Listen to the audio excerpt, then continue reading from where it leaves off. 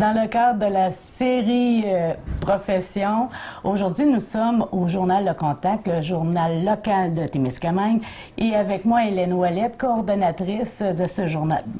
Bonjour, Hélène. Bonjour, Chantal. Bon, Hélène, justement, Profession, vous autres ici, vous êtes journaliste. C'est ça. C'est quoi les prérequis pour être journaliste? Bien, faut savoir écrire, premièrement. Il Oui. faut aimer les gens. On a à faire beaucoup d'entrevues, tout ça. Moi, je me dirigeais pas nécessairement vers une carrière de journaliste. J'ai fait un cours en rédaction-recherche. C'est comme ça que ça s'appelait dans le temps.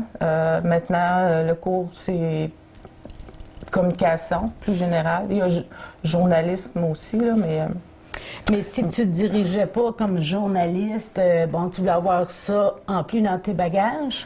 Bien, c'est un accident de parcours, si je peux dire. Là. Oui, oui. Mais c'est ça, j'aimais la rédaction, tout ça. Puis je suis venue ici en 85 pour visiter mon frère. Puis à ce moment-là, je venais de terminer mon cours. Puis Danielle Gravel, dans le temps, était la directrice du journal, puis elle était toute seule à ce moment-là. Fait qu'étant donné que j'étais venue passer 2 semaines, pour passer le temps, bien, je venais travailler avec Danielle bénévolement. Puis finalement, de fil en aiguille, on a monté des projets d'emploi, donc j'ai commencé à travailler, on recevait des subventions, tout ça. Puis de fil en aiguille, on a réussi à avoir le poste permanent. Quand j'ai commencé, j'étais à temps partiel. Ensuite, ben, je suis devenue à temps plein. Puis, fait que ton 2 suis semaines... restée. Ouais, c'est ouais, ça. c'est ça. J'étais venue pour 2 semaines, puis finalement, je suis jamais repartie, là, parce qu'étant donné, j'avais un emploi à temps plein, j'ai rencontré mon conjoint, tout ça. Fait que je me suis installée. Là, ça fait 29 ans que je suis à Témiscamingue. Hey, imagine. Fait que un bel accident. Oui, c'est pas un accident, là, mais ouais, oui, c'est le destin, comme on peut dire. Là. Oui. Ouais. Bon, quand on est journaliste, bon, faut savoir écrire. Ici, à Témiscamingue, les gens sont bilingues. Donc, Oui, le journal, il plupart. faut qu'il soit bilingue aussi. Oui, oui. On essaie de traduire tous les articles pour justement toucher le plus de lecteurs possible. Là, on est chanceux. On a une traductrice bénévole depuis plus de 13 ans qui est Kai Perrault. Ça l'aide. Oui, c'est sûr. Puis c'est une inquiétude qu'on a aussi dans les années à venir, voir quand Mme Perrault sera plus disponible pour faire de la traduction. Il va falloir trouver un autre moyen, mais on veut continuer à publier le journal bilingue. Mais il faudra trouver les ressources là, pour faire la traduction. On verra quand on sera rendu là. Mais ici, c'est mon poste de travail. Moi, je m'occupe de la coordination générale, du fonctionnement général du journal, des demandes de subventions. Je m'occupe principalement de faire la mise en page du journal, les publicités, tandis que Sylvie, elle est plus comme concentrée sur le journaliste tel quel, l'écriture, tout ça. Okay. J'en fais aussi, mais moins. OK. Quand, bon, on parle de mise en page, bon, il faut travailler à l'ordinateur. Oui. Hein? Oui, je suis toujours à l'ordinateur. Fait que maintenant, là, tout le monde doit travailler avec l'ordinateur. La même chose pour Sylvie. Oui. Ah oui, c'est notre outil de travail principal. Là. C'est sûr, la mise en page, tu le fais à l'ordinateur. On a un programme exprès pour ça. Depuis les débuts que tu as commencé, c'est quoi les gros changements que tu as vus pour le journal? Là, je vais me sentir vieille. Là. On dit pas le nom donné, on le répète pas. Quand j'ai commencé, moi, en 85, c'est ça, on faisait ça à la dactylo électrique. OK. Fait qu'on utilisait beaucoup de liquid paper parce que quand on faisait des fautes de frappe, fallait comme découper la phrase au complet, mettons, et la recoller par-dessus la phrase où on avait fait une faute de frappe. Le montage aussi, c'était fait sur des grandes feuilles de papier. On tapait nos titres, on les coupait, on les collait. Je ne sais pas si les gens se rappellent aussi du lettre à 7 qu'il appelait dans le temps, les lettres noires qu'il fallait recalquer sur les papiers. Puis on l'envoyait le journal par autobus. Imagine, c'était presque de l'artisanat, là. Ah oui, oui. Puis c'est ça, notre date de tombée, c'était le lundi. Bien, le lundi, qu'on envoyait le journal à l'imprimerie. Puis l'autobus partait à 5h moins quart pour s'être imprimé à Val-d'Or, à l'imprimerie Le Bonfond dans le temps. Puis je me rappelle souvent, parce que les lundis, on était très occupés, parce que si on avait couvert des activités durant la fin de semaine, bon, il fallait écrire nos textes, les traduire, tout ça. Puis on développait aussi les photos nous-mêmes. On avait une chambre noire. Fait que ça prenait beaucoup de temps aussi. Fait que souvent, on a couru après l'autobus qui était déjà parti. Puis pour la rattraper, pour pas manquer, là, parce que sinon, ça retardait l'impression du journal. Puis il sortait comme une journée ou deux plus tard. Fait que ça, c'est des gros changements parce que maintenant, là, tout se fait par Internet. On l'envoie par Internet. Puis on l'envoie le mardi matin. Puis le mercredi midi, il est revenu, là. Fait que ça se fait très vite. Donc, vous pouvez vous concentrer un peu plus sur les articles. Oui, ça nous donne plus de temps. Ouais. C'est sûr que, comme je disais tantôt, quand il y a des activités la fin de semaine, le lundi, on est toujours assis à la course. Fait que on sauve du temps, c'est sûr, avec la technologie. Oui. Quand on est journaliste, bon, j'imagine qu'ici, il faut parler les deux langues. Oui. C'est très important. Oui. Moi, quand je suis arrivée, je parlais pas anglais du tout. Non? Non, je connaissais quelques mots, là, comme toaster, c'était à peu près toaster, thank you, là. OK. Fait que, mais c'est ça, c'est l'idéal quand tu es vraiment dans le public, c'est la meilleure façon de l'apprendre. Mais c'est ça, au début, j'avais de la difficulté, puis souvent, il fallait que je mette les personnes en attente. Si je répondais au téléphone, je comprenais pas. Fait qu'il fallait que je les passe à Daniel parce que vraiment, des fois, je comprenais absolument rien. Là. Mais là, avec le temps, ben, je peux dire que je suis bilingue.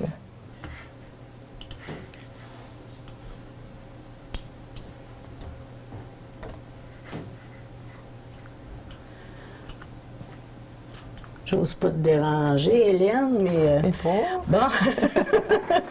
Justement, tu places le texte, c'est ça qu'on parlait, parce que maintenant, c'est sur ordinateur. C'est ça. Il faut connaître quand même les logiciels.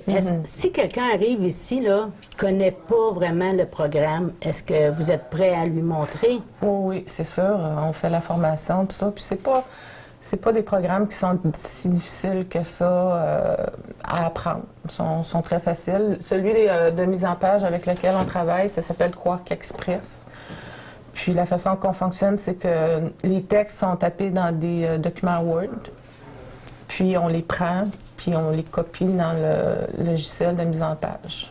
C'est pour ça que je voyais plusieurs petits carreaux tantôt quand tu étais dessus. Oui, c'est ça. On fait des carrés pour aller placer les textes. OK. Oui.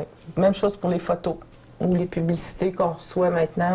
Souvent, sont déjà toutes prêtes en format PDF ou JPEG. Fait que tu prends ta publicité, tu vas la placer dans tes pages. Parce que tu disais que Sylvie se concentrait plus sur les articles. Oui. Mais j'imagine quand tu es absente, elle doit travailler sur le montage. C'est sûr. Parce que quand moi je suis en vacances, elle est toute seule, donc oui, elle a appris à faire de la mise en page. Fait que quand on est toute seule, soit quand elle est en vacances ou moi, mais il faut faire les tâches de l'autre qui est absente. J'imagine, bon, hein, tu as grandi à travers du métier au fil des années en étant au journal. Est-ce qu'il y a des défis que tu vois venir? Bien, c'est sûr qu'avec la technologie, il faut essayer de s'adapter le plus possible. Nous, c'est sûr que présentement, on n'a pas de site web. Parce que, étant donné que notre journal est vendu par abonnement et en kiosque, on est limité un peu sur qu'est-ce qu'on mettrait sur notre site web. Parce qu'on se dit, bon, bien là, on va tout tirer dans le pied. Si on met trop d'informations, les gens vont aller lire le journal sur l'Internet. Donc, ils ne s'abonneront plus. Puis, l'abonnement est une source de revenus, une de nos sources de revenus principales avec la publicité. Mais on veut aussi s'ajuster puis suivre le courant, tout ça, mais il va falloir voir. Ça fait quelques années qu'on en parle, mais il va falloir à un moment donné regarder de quelle façon on pourrait le faire pour pas nuire trop non plus à nos revenus d'abonnement. Fait que comme tantôt, je parlais de Sylvie Dupont, qui est notre journaliste. Donc, on va aller la rencontrer, puis ça va être à son tour de nous faire part de ses tâches. Parfait. Merci, Hélène. Bienvenue. Sylvie Dupont, c'est la journaliste du Journal Le Contact. Allô, Sylvie? Bonjour, Chantal. Ça va bien? Oui, toi? Oui. Mais là, t'es la chanceuse. Ah oui? Ah oui, parce que tu vas prendre ta retraite, ma chère. Oui, je suis rendue là. Je suis rendue à cette étape-là de ma vie, effectivement. Toute jeune, à sa retraite, on va relaxer. On a plus de temps pour relaxer. C'est ça. Bon, comment as-tu commencé le métier de journaliste? Comme Hélène, tout à fait par hasard. Ah! Oui. À Témiscamingue, quand je suis arrivée à Témiscamingue en 92, l'emploi était quand même assez rare. J'ai travaillé à la ville à contrat pour à peu près 1 an, à la ville de Témiscamingue, mais c'était juste un contrat temporaire. Puis après ça, le seul emploi permanent, mais à temps partiel, qui s'est présenté, c'est au Journal Le Contact, mais pas comme journaliste. Ah! Préposé à la SAQ, le local qui est juste l'autre côté, Ah, Société OK. d'assurance automobile du Québec. Ah, je savais Mais- pas, je me rappelais pas que tu avais travaillé là. Oui. Mais, par contre, on m'a demandé à l'entrevue si je voulais faire des piges les fins de semaine comme journaliste, si j'avais un certain talent pour écrire, parce que, bon, ça soulageait un peu les autres. Les fins de semaine viennent vite, puis il y a beaucoup de choses à couvrir, les soirs, les fins de semaine. Donc, je leur ai dit, je peux essayer. OK. Parce que quand même, l'écriture, j'étais forte à l'école là-dedans. J'ai dit, je peux essayer. Fait que c'est comme ça que ça a commencé un peu. Et là, le goût de l'écriture a demeuré et s'est amplifié. Je peux pas dire ça. Ah non! Parce que je suis partie du journal en 2002, je crois. Parce que c'était un poste à temps partiel, puis finalement, je cherchais plutôt quelque chose à plein temps. OK. Fait que je suis partie, j'ai travaillé un bout de temps à l'école en vol. Puis après ça, j'ai eu un contrat à plein temps à Tembec. Mais encore là, un contrat. Ouais. Là, les événements de Tembec que tout le monde connaît, bon, avec la crise en 2006, il y a eu beaucoup de mises à pied. C'est sûr qu'à contrat, ça a été les premiers partis, les personnes à contrat. Donc, le poste de journaliste était ouvert, puis je me suis dit, ben pourquoi pas? Je l'avais déjà fait à temps partiel, comme pigiste, fait que je me suis dit, bon, ben je vais essayer. Est-ce que tu as des études? Non, Non. non. Mes études, c'est secrétariat. Oui, mais quand même, il faut savoir écrire, Oui, bien oui, écrire. j'ai toujours été forte en écriture à l'école. OK. En français, j'étais quand même assez forte aussi en anglais, mais l'anglais, c'est plus difficile parce que je viens d'un milieu très francophone, au nord de l'Abitibi. Le peu d'anglais que j'avais quand je suis arrivée à Témiscamingue, je l'avais appris à Montréal. OK. Fait que ça a été quelque chose, là. Mais je l'ai appris, en fait, à parler anglais au bureau d'assurance automobile. OK, oui. Service à la clientèle. C'est là que ça s'est passé beaucoup. Bon, pour être journaliste, il faut savoir bien écrire, faire Oui. des belles compositions, parce qu'on peut pas juste dire ça s'est passé tout à l'heure, telle date, point final. Non. C'est ça. C'était ça ma difficulté au début. OK. Parce que même si tu sais bien écrire, c'est différent de composer quelque chose que tu as envie d'écrire ou qui vient juste de ton imagination. Et puis aller couvrir un événement, puis le couvrir correctement avec les bonnes informations. Fait que ça, c'est vraiment un apprentissage. Là, non seulement l'écriture, mais là, il faut que tu rencontres les gens. Il ne faut Oui. pas que tu sois gêné. Non. Pas trop. Pas trop. C'est sûr que je dirais pas que je suis pas gênée du tout. Je suis un peu comme tout le monde dans certaines circonstances. Là. Mais oui, il faut que tu sois à l'aise avec les gens. Il faut que tu aimes parler aux gens. Il faut que tu t'intéresses à beaucoup, beaucoup de sujets. Tu peux pas juste, ici, on n'est pas un journaliste sportif ou un journaliste politique où tu couvres tout. À partir du hockey, aller jusqu'à des spectacles à l'école, les réunions municipales. Puis il faut quand même que tu aies un intérêt dans les choses qui se passent localement. Sinon, Ça sera pas fort. Non. Comme Non. texte. Oui, c'est ça. Faut qu'il y ait un intérêt. Faut que tu aimes rencontrer les gens. Faut que tu t'intéresses à ce qu'ils font, à leurs événements, à ce qu'ils font. Et de plus, il faut que tu sois neutre. Tu peux pas prendre parti pris pour... Tu peux pas... Faut pas que dans tes textes, ton opinion transpire, si je peux dire. Oui, c'est ça. Faut vraiment pas. Le moins possible. C'est sûr que c'est pas toujours facile d'être complètement objectif, mais que ça dépend ce que tu couvres, c'est sûr... mais un événement, c'est plus facile, on va dire. C'est ça. Mais c'est certain que quand on couvre, par exemple, un spectacle, ben des fois, on donne un petit peu plus... Un petit peu plus beau que c'est? Pas nécessairement, mais il faut vraiment que tu fasses abstraction de si toi, tu n'aimes pas ça du tout ou que tu aimes ça beaucoup.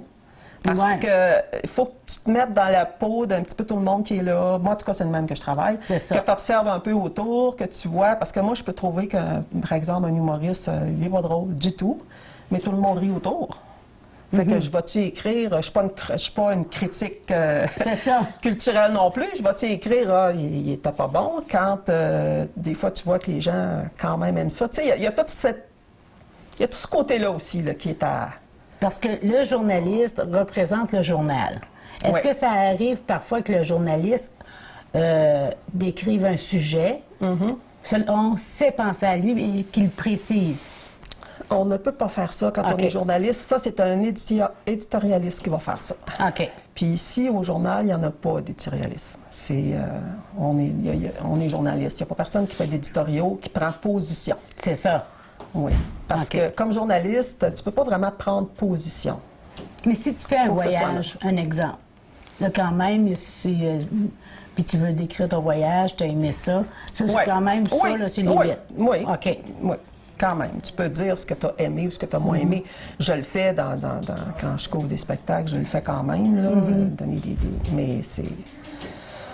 Non, la plupart du temps, ce que tu couvres, il faut que ce soit le plus neutre possible, le plus objectif possible. Bon. On parle justement des sujets à couvrir. C'est pas toujours de 4 heures à 5 heures. Non. Puis habituellement, c'est même la fin de semaine, la plupart du temps. Ça arrive assez souvent que c'est la fin de semaine, les soirs. Mais l'Internet a aidé beaucoup, par contre, pour ça. Je vais donner un exemple.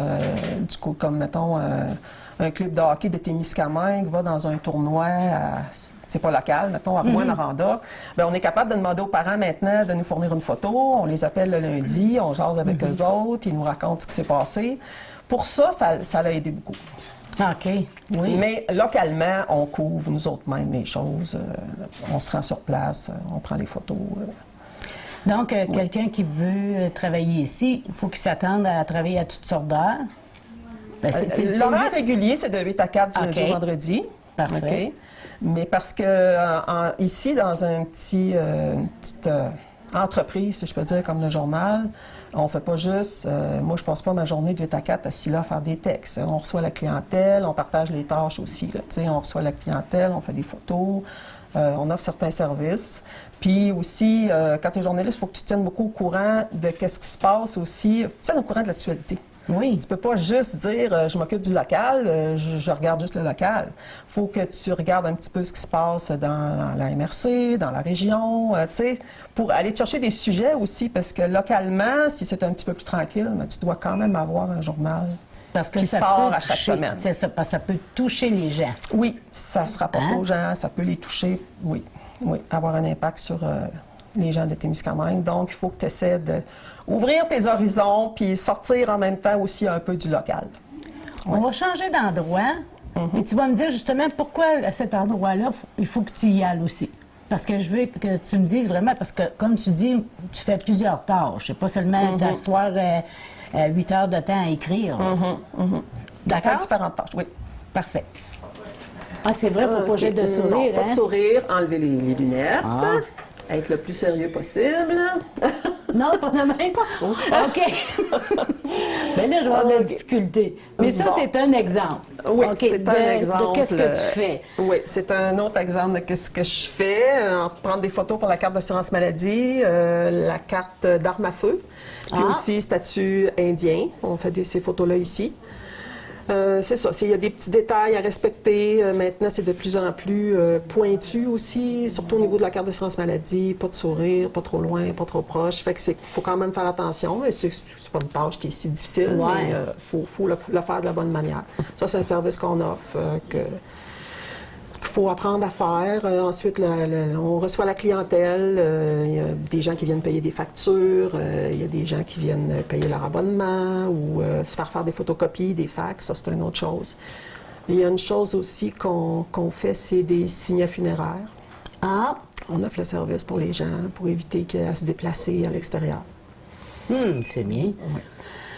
J'imagine aussi qu'il doit y avoir certaines tâches ménagères. Il ne faut pas s'attendre que...